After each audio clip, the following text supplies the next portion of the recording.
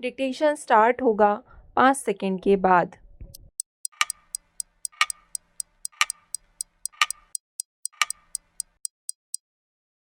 यथार्थवाद के बगैर राजनीति स्थिर नहीं हो सकती।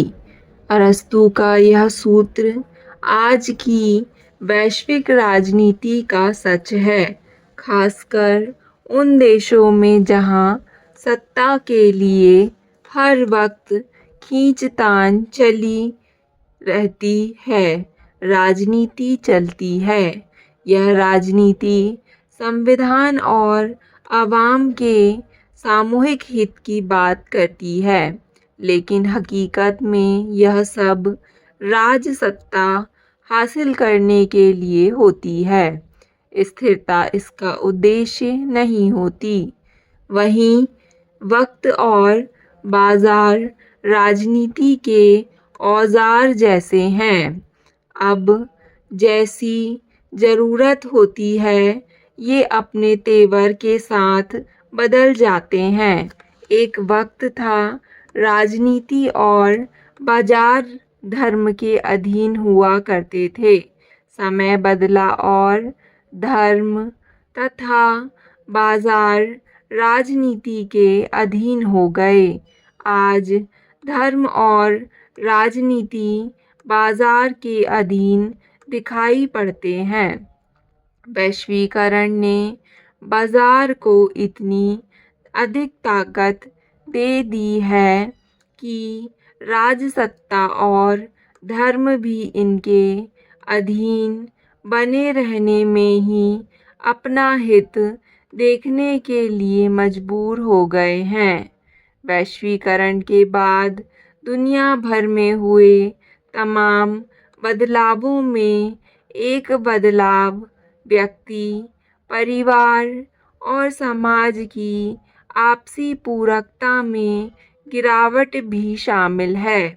इसका परिणाम यह हुआ कि हर व्यक्ति अमीर और ताकतवर बनने के लिए संसाधनों को बटोरने में लग गया। वह अपना रोब समाज पर दिखाने लगा। दूसरी तरफ जिसकी लाठी उसकी भैंस वाली कहावत राजसत्ता और बाजार में चरितार्थ होने लगी। आज बाजार लाठी भी है और भैंस भी, इसलिए उसे चुनौती देने वाली कोई दूसरी ताकत नहीं है। राजसत्ता उसे अपना मुंह फैलाने और स्वर्णिम अवसर देने के लिए अपने देश के वित्तीय कानूनों में संशोधन करने में कोई संकोच नहीं करती है। गौरतलब है कि वैश्वीकरण के बाद विदेशी पूंजी के लिए भारत में सत्तासीन केंद्र सरकारें तमाम ऐसे संशोधन वित्तीय कानूनों में कर रही हैं जिनके भावी परिणामों को लेकर चिंता जताई गई है। यह युग सत्य को नहीं नकार सकता कि हम बाजार के किसी न किसी रूप के प्रभाव में हैं।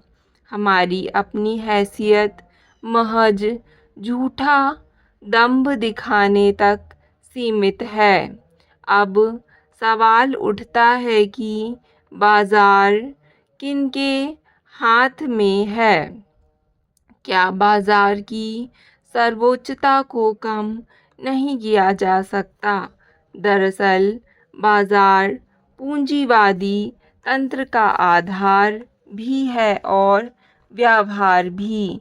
गौरतलब है पूंजीवाद की अहमियत और शक्ति विश्व की सभी तरह शक्तियों में सबसे अधिक है, इसलिए इसको चुनौती देना लगभग असंभव है।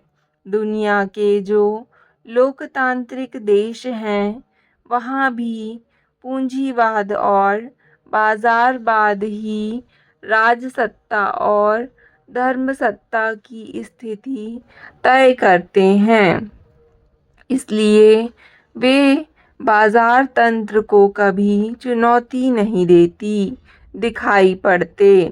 जब सोवियत संघ का विघटन हुआ था, तब से लेकर अब तक मार्क्सवाद को अपनी राजनीति का आधार मानने वाले रूस और चीन भी बाजार तंत्र और पूंजीवादी शक्तियों को किसी न किसी रूप में पोषित कर रहे हैं।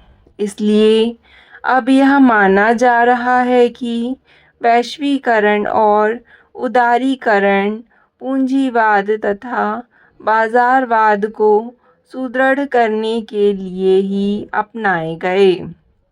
इसका उद्देश्य व्यापार को पारदर्शी और समावेशी बनाना तो एक बहाना है। आज हालत यह है कि दुनिया के तकरीबन सभी मुल्क वैश्वीकरण, निजीकरण और उदारीकरण में अपना हित देख रहे हैं। बाजार का एक नियम है मुनाफा कमाना, और मुनाफा कमाने के लिए जो भी करने की ज़रूरत हो उसे वह करता है। 90 के दशक में जब वैश्वीकरण, निजीकरण और उदारीकरण की नीतियों को दुनिया के तमाम देशों ने बिना किसी हो हल्ला के अपना लिया, तो इसके पीछे सबसे बड़ी वजह बहुराष्ट्रीय निगमों के जरिए देशों पर बनाया गया अप्रत्यक्ष दबाव माना गया। आज किसी भी देश में हर जगह इनका असर राजसत्ता पर दिख जाएगा। दुनिया के कई देशों में वहाँ के राष्ट्र प्रमुख किसी न किसी पूंजीपति घराने से ताल्लुक़ रखते हैं। उन देशों में समता, न्याय, अधिकार और समानता की बात वहाँ के संविधान और कानून में है, लेकिन व्यवहार में पूंजीवादी व्यवस्था ही दिखाई देती है। इस व्यवस्था का मतलब अर्थ का केंद्रीकरण और सत्ता पर पूंजीवादियों का एकाधिकार है। अपवाद स्वरूप कुछ देशों को छोड़ दिया जाए तो ज़्यादातर देशों में पूंजीवादी व्यवस्था से ही राजसत्ता संचालित होती है। यही कारण है कि गरीबों की हालत में कोई सुधार दिखाई नहीं देता है। मार्क्स, लेनिन और माओ के समता के विचार में जिस क्रांति की बात कही जाती है, यह महज नारों और भाषणों तक सीमित रही है। यही वजह है कि पूंजीवादी और बाजारवादी प्रवृत्तियों और शक्तियों को फैलने से आज तक नहीं रोका जा सका है। पिछले कुछ दशकों में विश्व व्यापार संगठन के उदय के बाद एक नई तरह की पूंजीवादी और बाजारवादी शक्तियाँ खुले बाजार और उदार व्यापार के नाम पर पूंजीवाद और बाजारवाद को अधिक शक्तिशाली बनाने का कार्य किया है। हैरान करने वाली बात यह है कि चीन, रूस और कोरिया ने भी विश्व व्यापार संगठन में शामिल होकर बाजारवाद को खुले मन से स्वीकार किया। रूस से शीत युद्ध खत्म होने के बाद अमेरिका ने जिस तरह से अपना एक छत्र राज दुनिया में कायम किया, उससे बाजारवादी प्रवृत्तियों और शक्तियों को समाज के साथ खुलकर खेलने की छूट मिली। आज हालत यह हो गई है कि बाजारवाद के धुर विरोधी मार्क्स और लेनिन को अपना आदर्श मानने वाले देश किसी न किसी रूप में बाजारवादी शक्तियों के आगे मौन हैं। भारत में आज़ादी के बाद मार्क्सवादी पार्टियों ने जिस तरह पैर पसारना शुरू किया था, वह आज़ादी के 5वें और 7वें दशक में दरकने लगा। दोनों मार्क्सवाद की विचारधारा पर राजसत्ता में आई पार्टियों, जो पश्चिम बंगाल और त्रिपुरा में वर्षों तक सत्ता में रहीं, वे आगे अपना वजूद खोने लगी।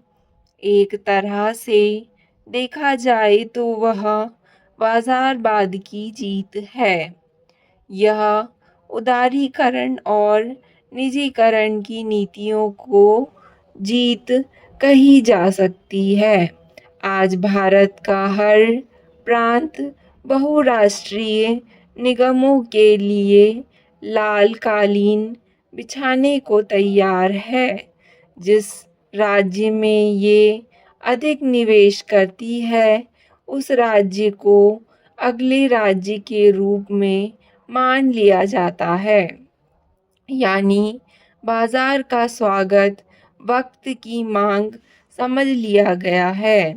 यह भले ही समता, न्याय और विकेंद्रीकरण के खिलाफ हो, लेकिन इसे विकास के पैमाने के रूप में प्रचारित किया जा रहा है। आज बाजार ने हर जगह अपना कब्जा जमा लिया है। ऐसे में समय के पहरुआ के सामने सबसे बड़ी चुनौती यही है। स्टॉप। डिक्टेशन पसंद आए तो वीडियो को लाइक तथा चैनल को सब्सक्राइब ज़रूर करें। धन्यवाद।